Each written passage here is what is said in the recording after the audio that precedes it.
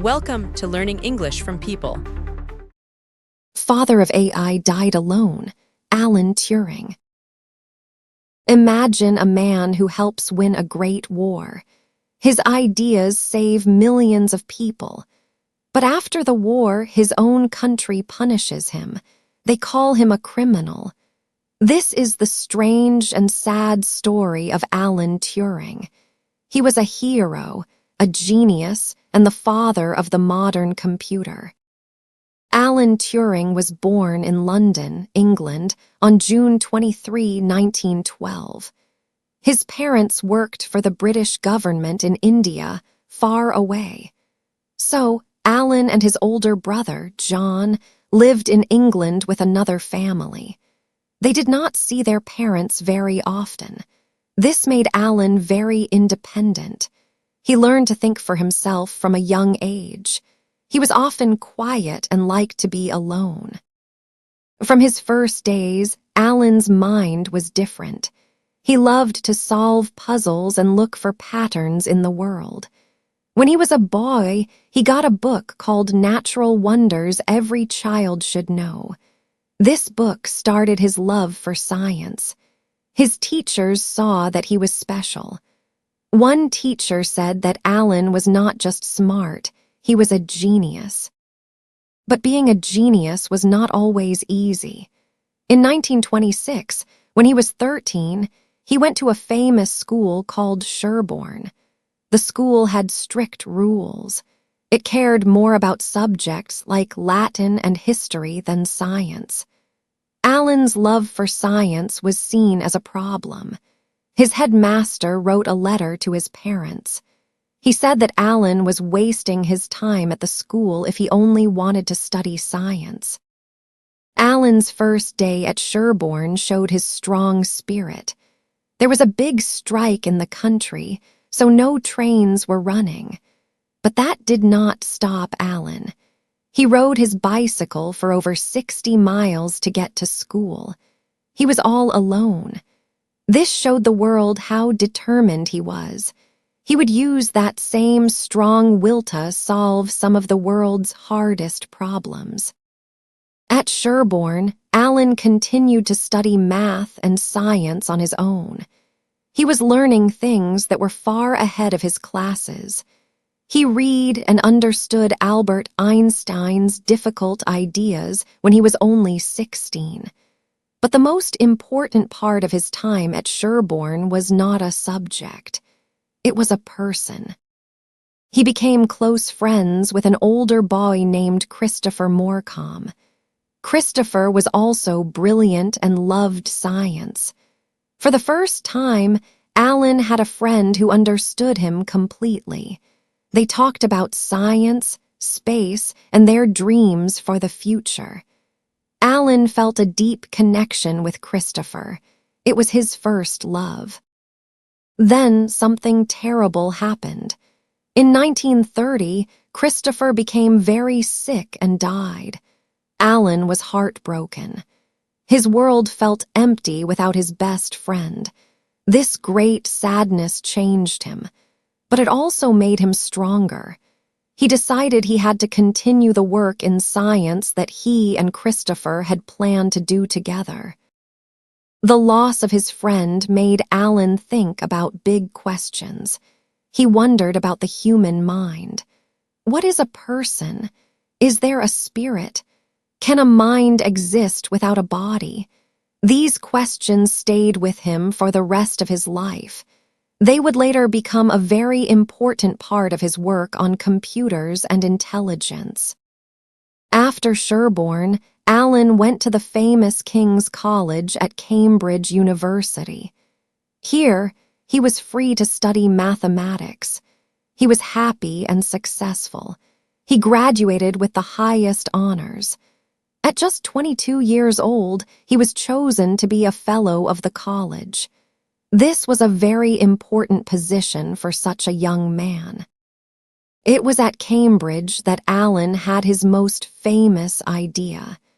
In 1936, he wrote a paper called On Computable Numbers. He was trying to answer a difficult question from another mathematician. The question was, is there a method that can tell us if any math statement is true? Turing's answer was no. But to prove it, he imagined something amazing. He described a machine that could follow simple instructions. It would read symbols on a long piece of tape. Then, it would write new symbols based on a set of rules. This imaginary machine is now called a Turing machine. He showed that this simple machine could solve any math problem that had an answer. Then he had an even bigger idea, a universal machine.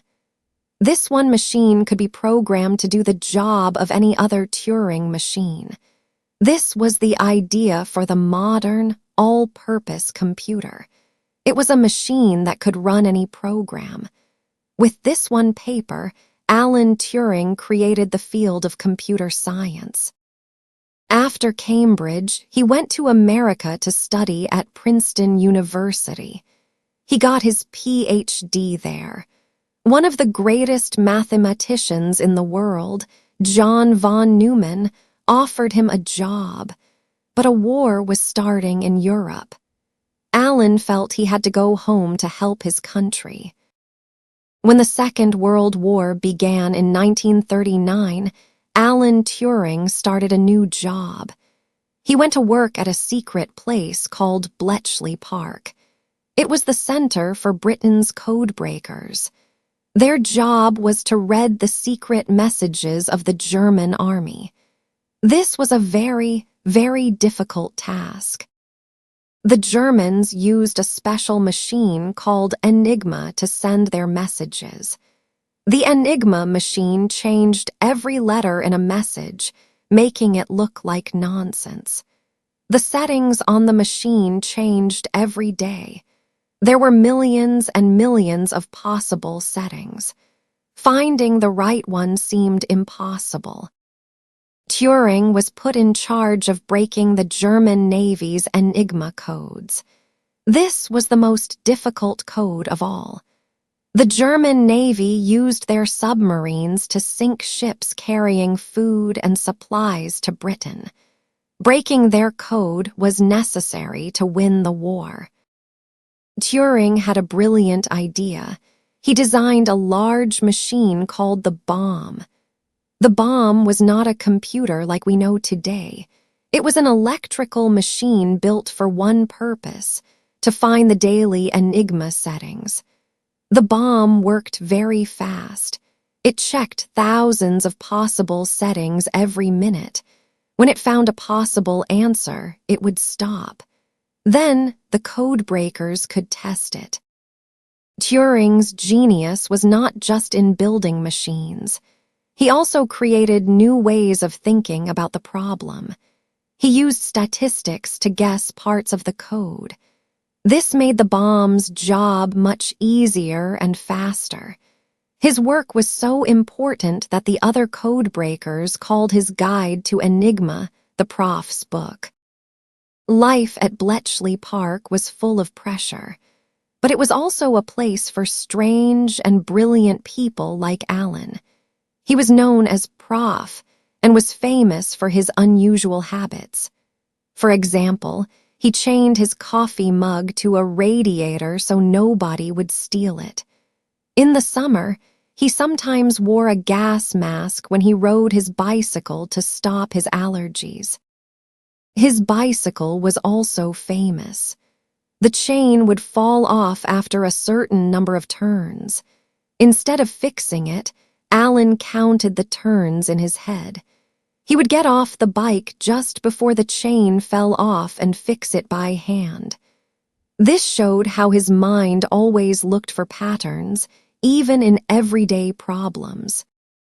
He was also a fantastic long-distance runner. He was almost good enough to be on the British Olympic team. He often ran 40 miles to London for meetings. He said that running helped him deal with the stress of his important work. He was a quiet and shy man, but his mind was always moving, always working on a problem. By 1941, the code breakers needed more resources to do their job. The government was slow to help. Turing and a few others decided to do something brave. They wrote a letter directly to the Prime Minister, Winston Churchill. They told him how important their work was and what they needed. Churchill understood immediately. He wrote a famous note to his staff. "Action this day. Make sure they have all they want on extreme priority." After that, Bletchley Park got everything it needed.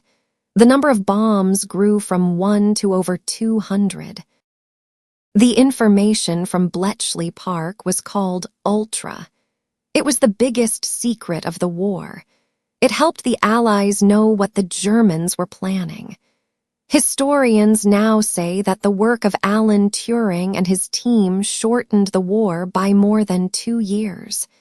It saved millions of lives, but because of the secret laws, no one could talk about it. Alan Turing was a hero, but no one knew. After the war ended, Alan Turing could finally work on his dream, building a universal computing machine. He started working at the National Physical Laboratory in London. There, he created the first complete design for a computer, called the ACE. His design was years ahead of its time. But the project moved very slowly.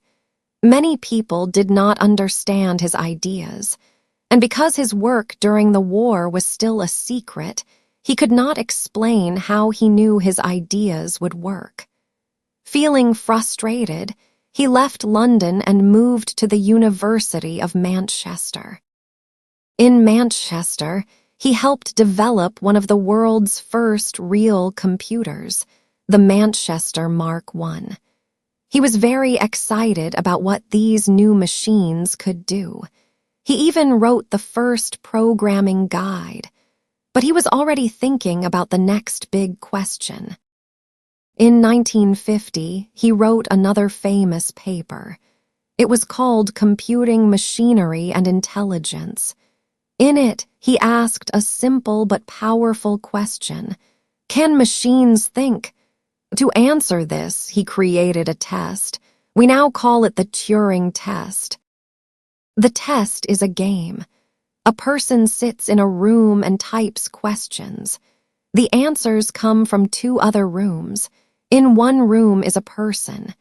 In the other room is a machine. If the person asking the questions cannot tell which is the human and which is the machine, then the machine has passed the test. It is thinking. This paper started the whole field of artificial intelligence, or AI. In his last years, Turing's amazing mind moved to a new subject, biology. He wanted to know how patterns are made in nature. For example, why does a zebra have stripes? Why does a leopard have spots? He wrote a paper explaining how simple chemicals could create these beautiful, complex patterns. It was another brilliant idea in a completely different field. Alan Turing was changing the world with his mind, but the world he lived in was about to destroy him. Alan was a gay man. He did not hide this from his friends. But in Britain in the 1950s, being gay was against the law. In 1952, Alan's house was robbed. He called the police. During the investigation, he told them about his relationship with a young man. The police did not care about the robbery. Instead, they arrested Alan Turing for being gay. He was taken to court and found guilty of a crime. The judge gave him 2 terrible choices. He could go to prison for 2 years, or he could agree to a medical treatment. This treatment was called chemical castration. It meant taking powerful hormones to change his body. Alan chose the treatment because he wanted to continue his work. For a whole year, he was given injections of the female hormone estrogen. The treatment was horrible. It made him sick and changed his body.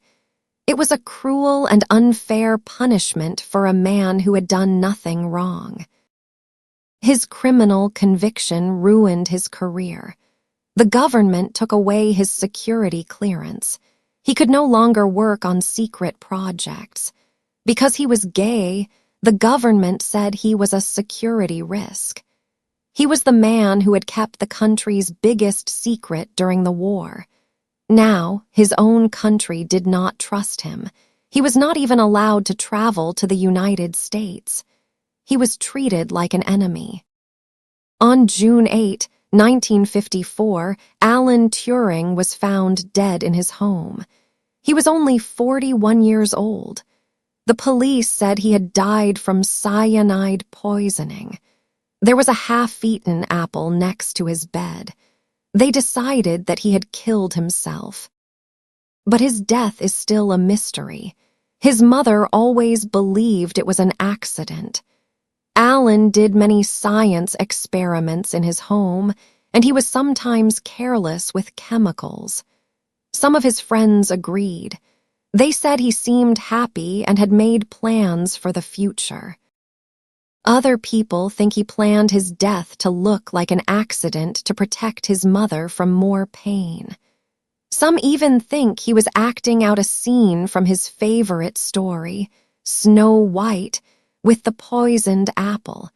We will probably never know the true story, but it was a tragic end for one of the world's greatest minds. For many years, Alan Turing's story was not known. His amazing work during the war was still a secret. His name was remembered more for his criminal conviction than for his genius. But as the world entered the computer age, the age he had imagined, people began to learn the truth. They learned about his secret work at Bletchley Park. They understood that his ideas were the foundation of our modern world. People started to feel angry about how he was treated. In 2009, the British Prime Minister, Gordon Brown, made a formal public apology. He said the way Alan Turing was treated was appalling. In 2013, Queen Elizabeth II gave him a royal pardon, officially forgiving him for his crime. Then, in 2017, the British government passed a new law called the Alan Turing Law. This law pardoned thousands of other men who were punished for being gay. Today, Alan Turing is celebrated as a national hero and a scientific giant. His face is on the Bank of England's £50 note. The most important prize in computer science is called the Turing Award. He was a brilliant man who saw the future. He was a war hero who saved millions. And he was a person who was failed by the society he helped to build. His life reminds us of a powerful lesson. A country's greatness is not just about the brilliant people it has. It is also about how it treats all its people, especially those who are different. Every time you use a computer, a smartphone, or the internet, you are using an idea that started in the mind of Alan Turing, a mind that was too big for his time.